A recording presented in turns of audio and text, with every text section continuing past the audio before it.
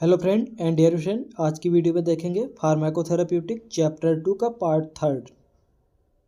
चलिए स्टार्ट करते हैं। आज का टॉपिक है हमारा मायोकार्डियल इन्फेक्शन। ठीक है, चलिए अब हम लोग देखते हैं नोट एम आई का फुल फॉर्म होता है मायोकार्डियल इन्फेक्शन, और एम आई का फुल फॉर्म होता है एक्यूट मायोकार्डियल इन्फेक्शन। एक्यूट गलत लिखा हुआ, आप लोग थोड़ा सा सुधार लीजिएगा इसको।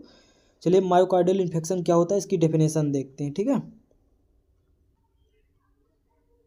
मायोकार्डियल इन्फेक्शन एक ऐसी कंडीशन है जिसमें हार्ट की मसल्स में ब्लड की सप्लाई कम हो जाती है या स्टॉप हो जाती है, जिससे वहां ऑक्सीजन का लेवल लो हो जाता है और हार्ट की सेल्स की डेथ होने लगती है, जिसे मायोकार्डियल इन्फेक्शन कहते हैं। Type of heart muscle 3 type की होती हैं: इपिकार्डियम, मायोकार्डियम और इंडोकार्डियम। ठीक है, चलिए देखते हैं आगे। टाइप ऑफ मायोकार्डियल इन्फेक्शन कितने टाइप के होते हैं। ठीक है, पहला नंबर है हमारा ट्रांसम्यूरल मायोकार्डियल इन्फेक्शन।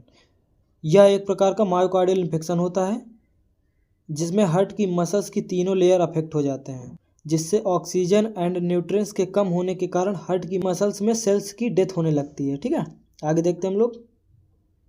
अगला नंबर है हमारा non transmural myocardial infection.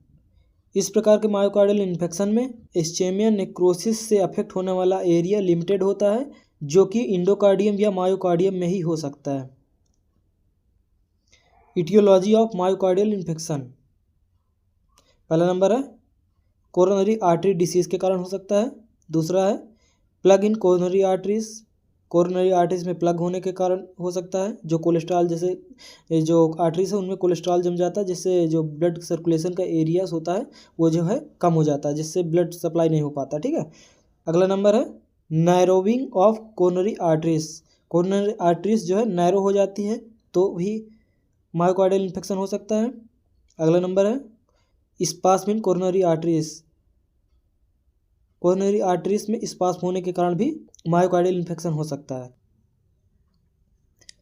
Clinical manifestation जो है मैंने एंजाइना वाले टॉपिक में जो है नहीं पढ़ाया था, तो आप लोग इसी सेम को जो है वहाँ पर भी लिख लीजिएगा। ठीक है, सेम बिल्कुल होगा वही चीज़। ठीक है, चलिए अब इसमें देखते हैं मायोकार्डियल इन्फेक्शन में इसके क्या सिम्टम्स होंगे। ठीक है, सिम्टम्स होता है क्लिनिकल मैनिफेस्टेशन का मतलब क्या सिम्टम्स होंगे। सिम्टम्स देखते हैं। चेस्ट पेन हो सकता है, वीकनेस होगी, वॉमिटिंग हो सकती है, नोसिया हो सकती है, हाइपरटेंशन हो सकता है, हाइपोटेंशन हो सकता है। हाइपरटेंशन का मतलब होता है ब्लड प्रेशर जो है हाई हो जाता है, और हाइपोटेंशन का मतलब ब्लड प्रेशर डिक्रीज मतलब कम हो जाता है। ठीक है, एंजाइटी हो सकती है, शॉर्टनेस ऑफ ब्रीथिंग मतलब सांस लेने में जो है प्रॉब्लम हो सकती है।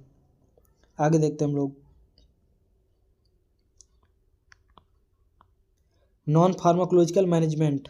ठीक है, पहला नंबर है स्टॉप स्मोकिंग जो है स्टॉप कर देना है। स्टॉप एल्कोहल को जो है स्टॉप कर देना है। Control body weight and obesity को जो है कंट्रोल करना है, और वेट को जो है कंट्रोल करना है, वेट बढ़ने नहीं देना है। ठीक है, और हेल्दी डाइट लेना है और फिजिकल एक्टिविटी करनी है। ठीक है, फिजिकल एक्टिविटी का मतलब जो है थोड़ा एक्सरसाइज करनी है, थोड़ा सा टहलना घूमना, ऐसा नहीं कि मतलब आप एक ही जगह बैठे रहते हैं। ठीक है, आगे देखते हैं